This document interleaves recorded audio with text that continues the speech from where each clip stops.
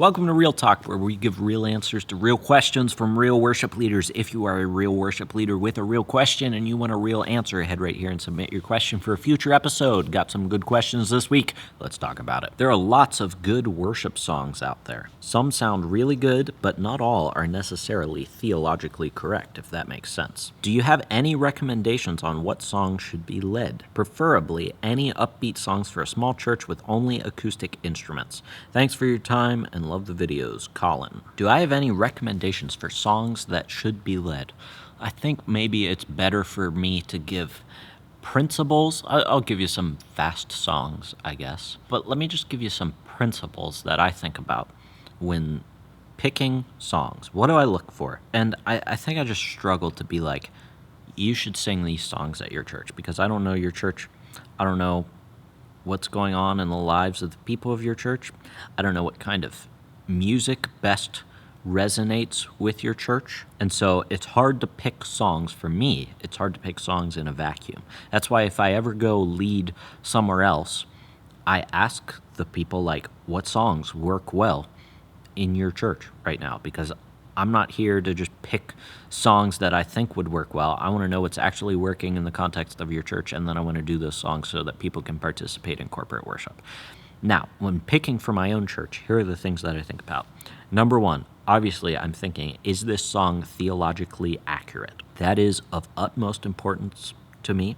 And how do we figure out if that's true? Something that I've been doing recently. Number one, read the lyrics of the song. Before you get too in love with the song and you're like, oh man, this Bethel song feels so good to sing, and then you realize that the lyrics don't match up with the theology of your church. Before you get to the feelings, which, by the way, feelings aren't a bad thing in worship.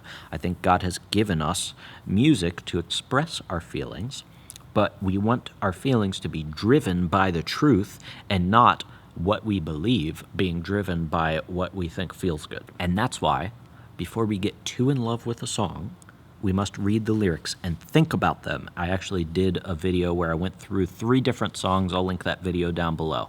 I said, always do this before you introduce a new song. Read the lyrics. And then I read the lyrics of some songs. And you can see how I process lyrics and think about whether I should be doing them in my church relating to the theology of the song. Another thing I like to do, this is something that I've just been, I don't know, it's just been fun lately, but I like to watch my YouTube videos on 2 times speed, or maybe 1.5 speed at least, because people, even myself, I even watch my own videos at 2 times speed if I can, but then I started doing it for worship songs, and I feel like this is like maybe a secret to like a middle ground of, I still get the feel of the song, but I'm not just focused on the feel of the song, I'm focused on the truth of the song. And maybe this is really weird, but if I want to introduce a new song to my church, or I'm just evaluating a new worship song, I will listen to it at 2 times speed or 1.5 speed, because it throws off the emotional nature of the song, where I'm no longer affected by the musical side of it, but I am affected by the lyrics, the content of it.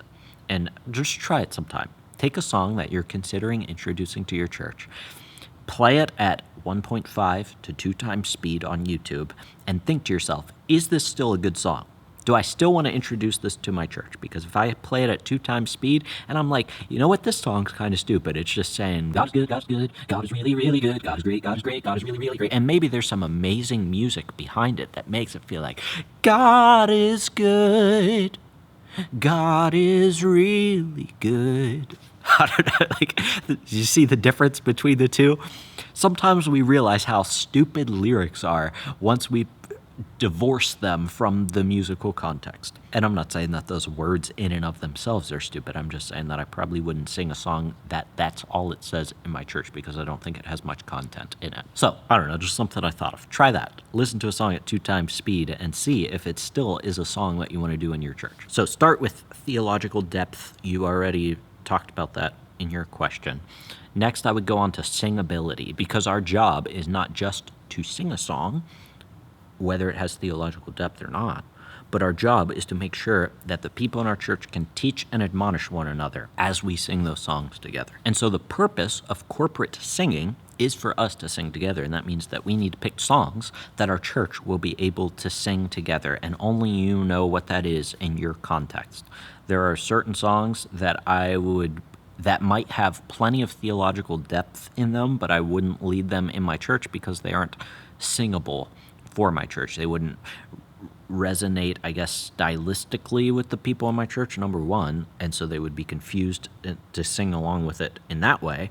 But also, maybe it's just a hard song to sing and it's got an octave jump that's hard for people to follow along with. Whatever it is, the purpose of our corporate worship is for us to sing theologically accurate and deep, hopefully, songs, but we're singing them together.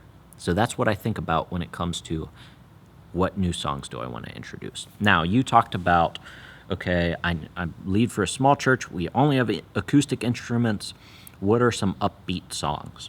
And I would just say any song that you want to do, you can do in your church. The secret is finding out how to adapt that to your specific instrumental capabilities. At my last church, even at this church, we're acoustic, right? At my last church, we had a bass player, we had 2 acoustic guitars, and we had a cajon player, and then 3 of us sang. So it was like a pretty full band. We had 3 vocalists, 4 instrumentalists on stage at one time, but it was still acoustic. It was 2 acoustic guitars. We didn't have even a keyboardist, but we were still able to do all of the upbeat songs because we had a drummer and a bass player, and my co-worship leader played rhythm acoustic, and I played lead acoustic and played the lead lines on my acoustic guitar. And I'm just telling you that, you can turn any song into an acoustic song, and maybe it doesn't have as much energy as a full drum kit would have if you added that to the song, or some synth lead lines or whatever, but you can still get the general point of the song across. And if you want to see even more stripped down examples of that, check out the advanced guitar covers and tutorials that I put together. I'll link the playlist down below. I did upbeat songs all the time, and it was just me on an acoustic guitar. And so you can play these sorts of songs, any song really. I was doing, what was that song? Echo by Elevation Worship. I've decided I'm not giving up. You won't give up on me. You won't give up on me. Your love is holding on and it won't let go. I feel it breaking out like an echo. I don't even remember that song anymore. That was the first cover that I ever put out in my advanced guitar series. But that's an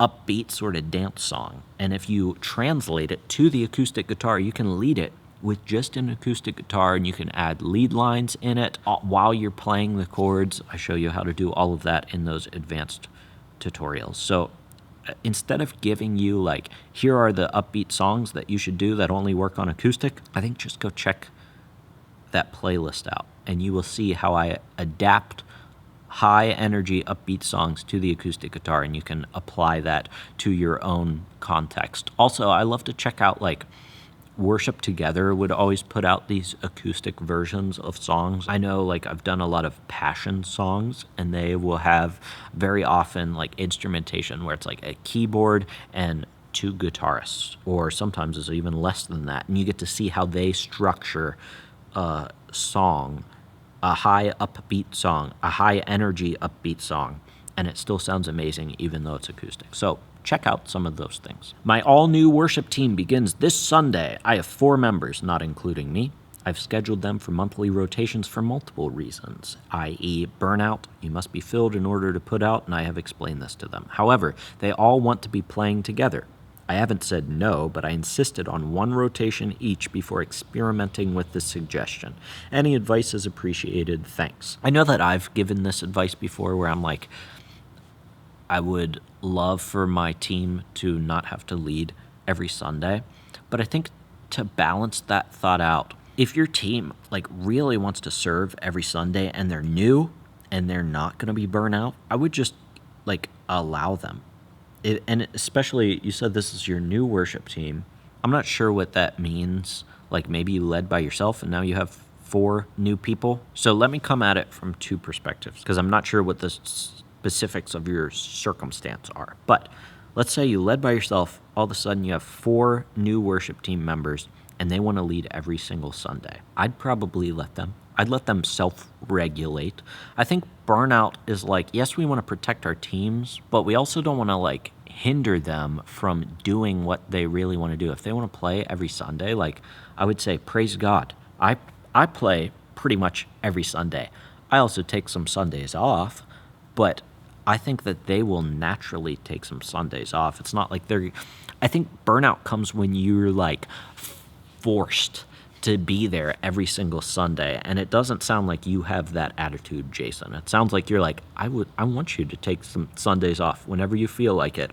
And so I think like to force them to take Sundays off just seems to me like it's like stifling them. If they really want to play every Sunday, that's going to be a benefit to your church. And I don't want to hinder their willingness to play. Now, I'll keep an eye on them if I'm worried about them burning out and be like, you don't have to be here every Sunday and we're going to be fine without you. We love to have you, but we don't 100% need you every Sunday. So if you take off several Sundays a year, let me know in advance and I'm fine with that. I would love for you to have that opportunity to not have to lead every Sunday. For instance, the guy who plays keyboard on my worship team right now, he's here every Sunday. He's leading worship every Sunday, except for when he's not. He's like, anytime I can be here, I would rather be here than any other place.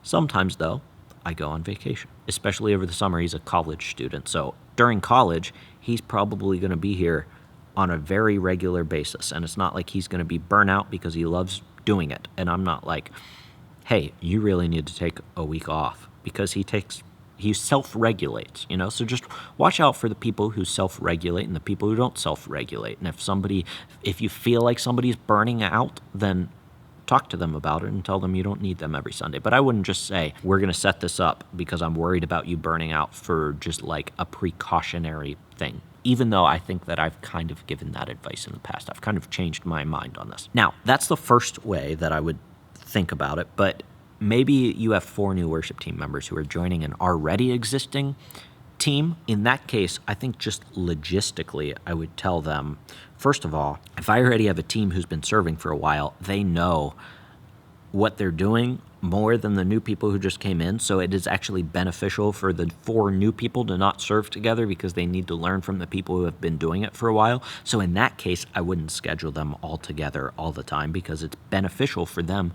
to learn from the other team members. And then just in addition to that, like that's not how the worship team works here. You don't get to play every Sunday because we have a bunch of different people who are interested in leading and who can lead. And so it's healthier for the overall ministry for us to take turns. I'm not sure where your worship ministry lands, but I think I answered both sides of those. So that's how I would think about it. Don't force them to take off unless you sense that they really need it. But even like precautionarily, if they're excited about it, just let them be excited about it. And then eventually they'll probably settle into a routine where they take some Sundays off. Now, if you want to have 4 new people on your worship team like Jason had, that's amazing.